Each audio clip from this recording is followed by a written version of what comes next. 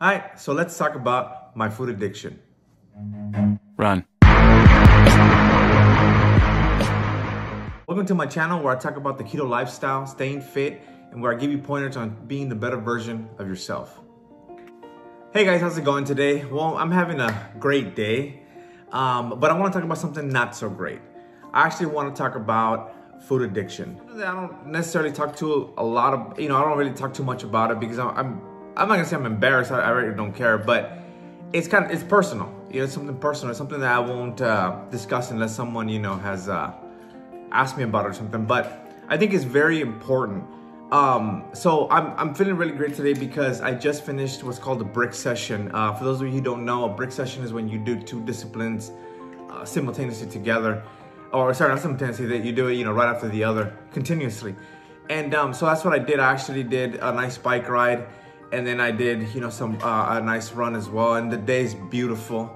So I'm here just kind of hanging out. Today is actually Valentine's Day, and I took the day off. I very rarely do that. I took the day off. I'm gonna spend time with my wife. She's not here right now, but we're gonna hang out later. So I did this nice, run, like I said, and bike. I'm taking my protein shake here. It's delicious. And so I'm just here hanging out. So my food addiction kind of goes way back, but it started off with just kind of other addictions, not drugs or anything like that. But I noticed that, growing up, we kind of struggled a little bit financially. So there was a while where we really didn't have, a place to stay and stuff like that. So it actually happened because of a house fire. And even before that, we weren't doing great financially. My family, I grew up in a big family of 6. So it kind of puts you in this mode where you have to survive all the time. You don't know where your next meal is coming from. You don't know where you're gonna be. It's kind of, everything's very chaotic. And I don't blame my parents. I don't blame anybody. I mean, they did the best that they could. But growing up, it was kind of hard. And because of that, I kind of grew up this mentality where it's like, almost like a hoarding mentality where I'm always trying to survive. And because of that, the one thing that I never really learned was how to eat. I mean, something so simple. My mom was working, 2-3 jobs just to make ends meet. So she would kind of say, hey, you know what, Jerry? Here's a couple bucks. Go get some food for you and your sister. So I'd go, to the gas station, get some tacos or get some breakfast burritos. I never really understood calories and all that stuff. I kind of just dismissed it. Hey, I'm full. I feel good. Doesn't matter.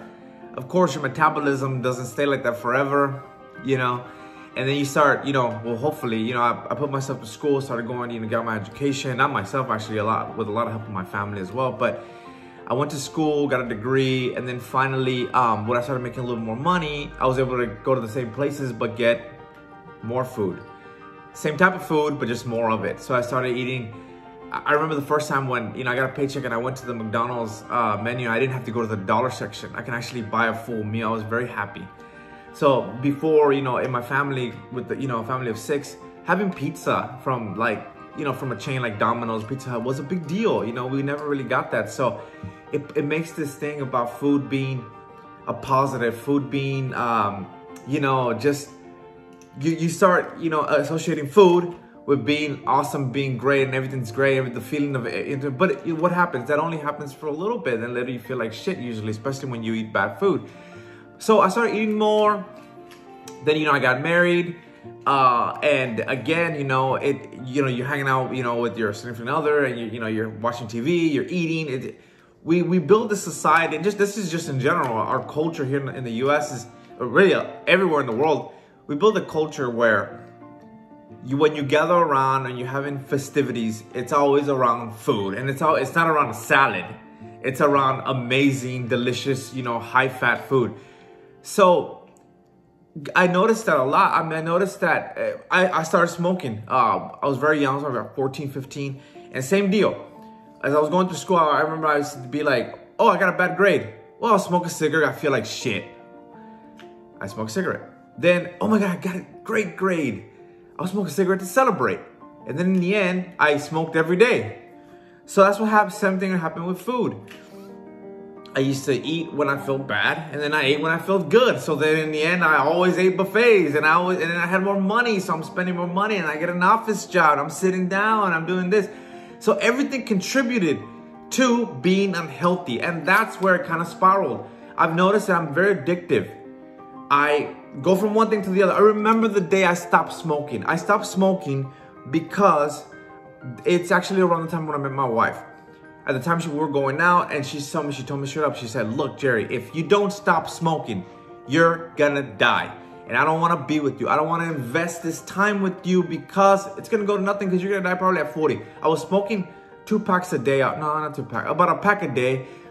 And I was already having the symptoms. One of the reasons why I went to psychology too in my undergrad was because I kind of like to understand the human mind. I was doing the very addictive steps, like for instance, comparing myself to other people. Well, that guy smokes 2 boxes, I only smoke 1. Addicts tend to do that. Well, I only ate 2 burgers, that guy ate 4.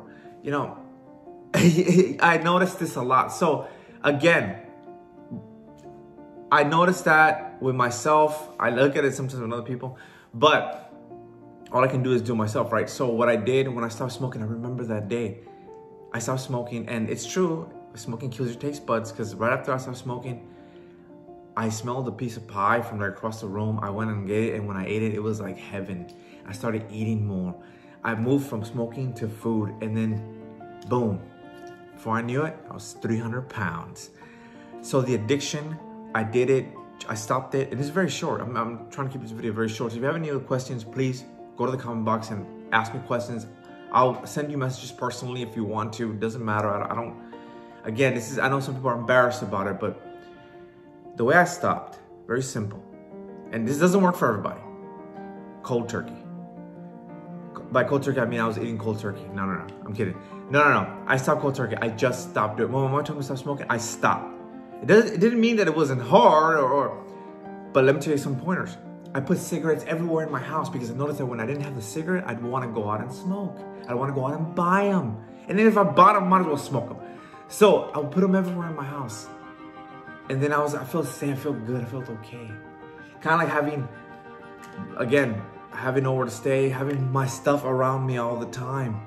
It feels me like a feeling of satisfaction just to keep it. I know, again, this is the way to cope with it. And the same thing now with food. I kept bad food. I want to be around people eating bad food. I don't want to stop everyone from enjoying their life or whatever, however they want to enjoy by eating. I don't want to do that. I don't want to be that guy, because this is why a lot of rehab places fail.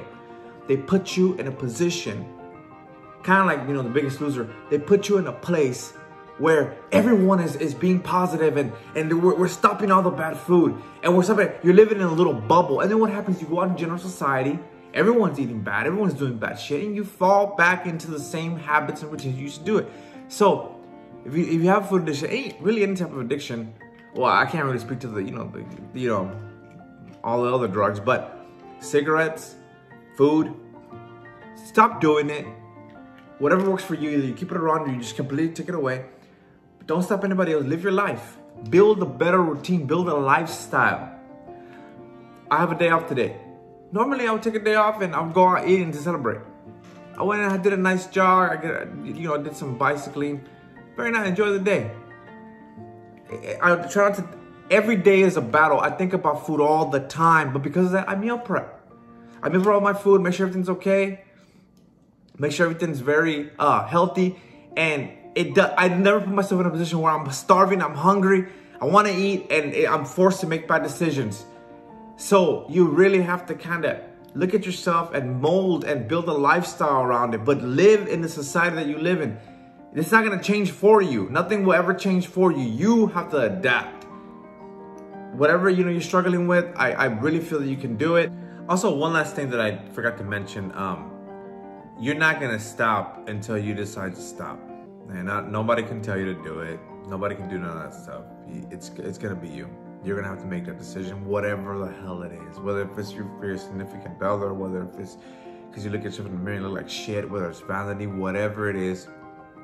Figure it out. Know the reason, because that reason is gonna be there when you don't want to do it. For me, I pretty much changed my priorities. It used to be my wife, my family, myself. I just put myself first because I started thinking, what the hell? How am I gonna take care of them when I'm dead? So I was pre-diabetic, sleep apnea. I had cholesterol deposits on my arms, little dots. I didn't know what the hell that was. I had black lines here in my neck because, you know, pre-diabetic, the sugar. So it was to live because of those other people, because my family and my wife, because of them.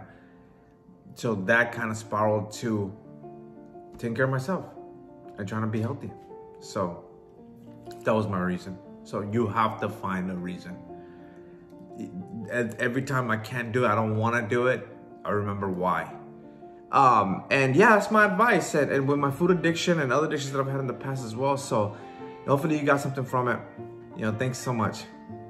And by the way, I'm kind of excited to shoot this video as well because I got this new gadget. It's a little remote control. That's why I've been dangling on my key. Sorry about that, but it's actually a little remote control. It's a Bluetooth. I'm very excited about it because before I used to shoot them with this tripod that I bought at the Best Buy clearance section for $1, and it always failed. I had so much trouble with it, but now it's so cool. Pause and stop the video when I want to. The little things, right? All right, guys, so if you like what you saw, go ahead and hit the like button, subscribe if you haven't done so already, and go ahead and click that bell notification so you can get notified whenever I post a video.